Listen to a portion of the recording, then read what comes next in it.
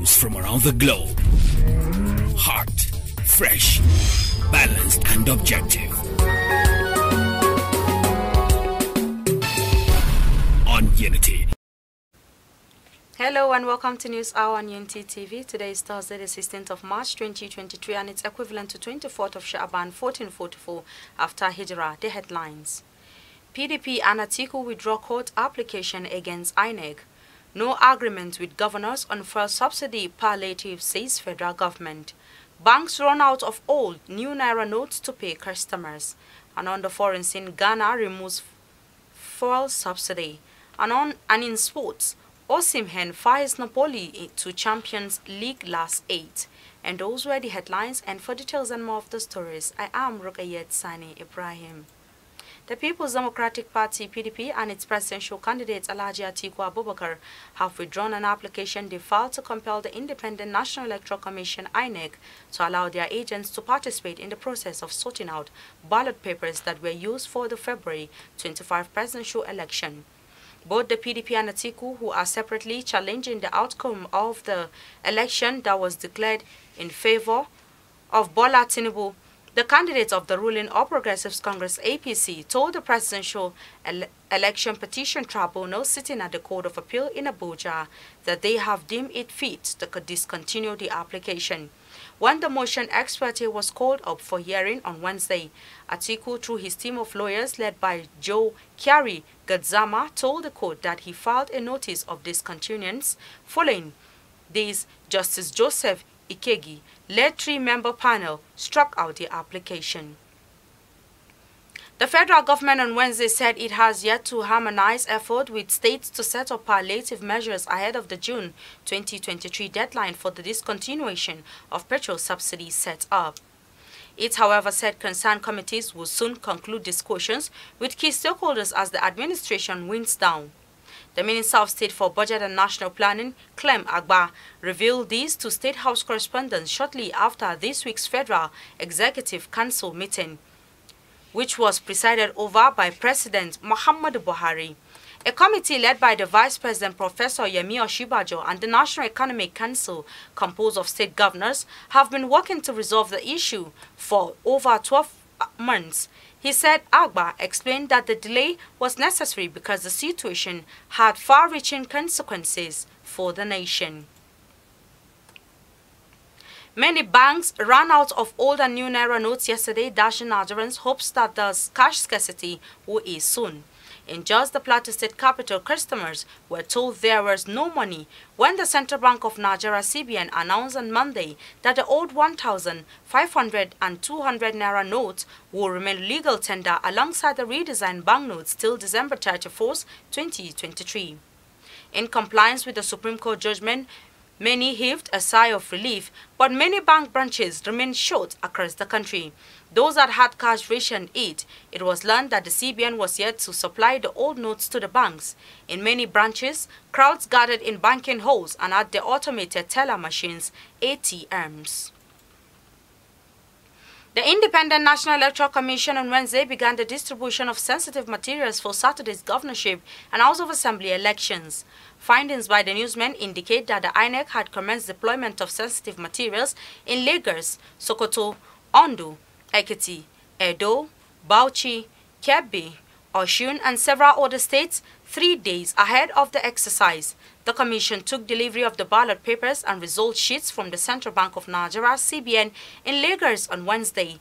The exercise, led by INEC Resident Electoral Commissioner for Lagos State Mr. Olusegun Agbaje and the Commissioner of Police in Lagos State Idowu Ohunwa, was monitored by various stakeholders. Agbaje noted that the onward distribution of the materials from the councils to the 245 wards of the state will begin on Thursday. Minister of Information and Culture Alhaji Lai Mohammed has said the 2023 population and housing census earlier scheduled for March 29 have been shifted to May 2023. Lai confirmed this when he briefed State House correspondents at the end of the meeting of the Federal Executive Council presided over by President Muhammadu Buhari on Wednesday in Abuja. According to the minister, the decision to shift the census was necessitated by the postponement of the gubernatorial and state assembly elections by the Independent National Electoral Commission (INEC) from March 11 to 18. He also disclosed that the council approved 2.8 billion naira for the National Population Commission (NPC) to procure some software to be used for the conduct of the census. The Lagos State Commissioner for Health, Professor Akin Abayomi, says 66 patients involved in the train bus collision accident have been treated and discharged from 5 state public health facilities. Abayomi disclosed this in a situation update about the accident on Wednesday in Lagos. Recall that the state had on March 10 and March 12 discharged 53 patients involved in the accident from 3 state hospitals. According to him, after a successful 2-stage triage, no other fatality was recorded among the survivors of the accident. Abayomi disclosed that the fatality figure from the accident remains 6, which include 2 at the site of the accident and 4 at Lasut during resuscitation. The National Broadcasting Commission (NBC) has cautioned broadcast stations to adhere strictly to its broadcast code, the Electoral Act, as well as other extant laws governing the coverage and reportage of the 2023 general polls. The Director General of NBC, Mr. Balarabe Ilela, gave the warning on Wednesday during a press conference in Abuja ahead of the March 18 governorship and state assembly elections. The conference had representatives of some media organizations in attendance. Underscoring the need for broadcast stations to be professional in the discharge of their duties, Ilela disclosed that 25 stations were sanctioned by NBC in the course of monitoring the 2023 presidential election, while 16 stations have been given a final warning. The NBC boss revealed that 1 station was sanctioned for broadcasting the results of the election before the Independent National Electoral Commission (INEC) announced the result, which contravenes Section 5.33 of the NBC Code. He said 17 stations were sanctioned for broadcasting partisan party content after the prescribed 24-hour stoppage time by NBC, while 4 stations have been sanctioned for divisive comments. The Speaker of the House of Representatives, Femi Gbajabiamila, has said the Presidential National Assembly elections held on February 25, 2023 were mainly about ethnical and religion and not the quality of the candidates. Gbajabiamila expressed regrets that the elections, which were the first batch in the series of polls in the 2023 general elections, were determined by factors besides the performance of lawmakers.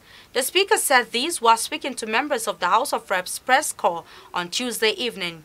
The Independent National Electoral Commission had declared the candidates of the All Progressives Congress Asiwaju Bola Ahmed Tinubu winner of the presidential election, defeating Atiku Abubakar of the People's Democratic Party (PDP), Peter Obi of the Labour Party, Rabiu Musa Kwankwaso of the New Nigeria People's Party (NNPP), and other 14 other contestants. The Speaker hinted that the National Assembly will further review the Electoral Act 2022, which is the amended version of the Electoral Act 2010 and is being applied to the 2023 general elections. The presidential candidate of the People's Democratic Party (PDP), Alhaji Atiku, has said Rivers State Governor Nyesom Wike is now acting like a bull in a china shop because he is sliding into political oblivion. Atiku, who spoke through his special assistant on public communications, Frank Shaibu, in Abuja on Wednesday, said it was said that Wike succeeded in deceiving 4 of his colleagues in the G5 into committing political suicide.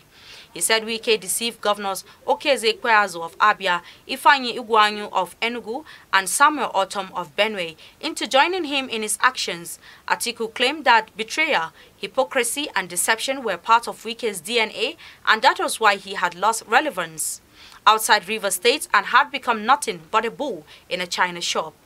Shaibu's statement was in response to a statement by the Rivers State government, wherein it warned Atiku to caution his attack dogs. In response, Shaibu said Wike lacked the moral right to caution anyone about decorum. And on the foreign scene, the Ghana National Petroleum Authority has announced removal of fuel subsidy in the country. The removal of the subsidy is part of the country's implemented regulatory measures to ensure stability across its downstream sector. The Chief Executive Officer of NPA, Abdul Hamid, said this during a presentation at the ongoing Africa Refiners and Distributors Week 2023 in Cape Town, South Africa. Hamid said the Ghanaian government through the NPA have also removed energy subsidies. He disclosed the plans were implemented in response to the global oil and gas market volatility caused by the Russian-Ukraine war and energy transition-related policies. And in sports, Victor Osimhen made sure Napoli reached the Champions League quarterfinals for the first time in their history with a brace in Wednesday 3-0 stroll past Eintracht Frankfurt. Nigeria striker Osimhen struck either side of halftime to ensure the slip-ups in Naples and help Napoli secure a straightforward and deserved 5-0 aggregate win. Zelensky added Napoli's third from the penalty spot on a perfect night for southern Italy's biggest club, Luciano Spalletti. Side are close to securing their fourth Serie A title in over 3 decades, and an already remarkable season got even better with a place in Friday's draw for the last 8 of Europe's top club competition. Meanwhile, Karim Benzema struck for Real Madrid to clinch a 1-0 win over Liverpool and qualification for the Champions League quarterfinals on Wednesday, 6-2 on aggregate. Madrid have now knocked Liverpool out of the Champions League in 3 consecutive seasons, including beating them in last year's final. With this, we've come to the end of our bulletin for today. You can follow us on our social media handles at Facebook, Instagram and Twitter at Unity Radio FM TV, respectively. You can also watch us live on our YouTube channel on Unity FM TV. I am Rukayet Sani Ibrahim. Thanks for watching and enjoy the rest of our programs. Unity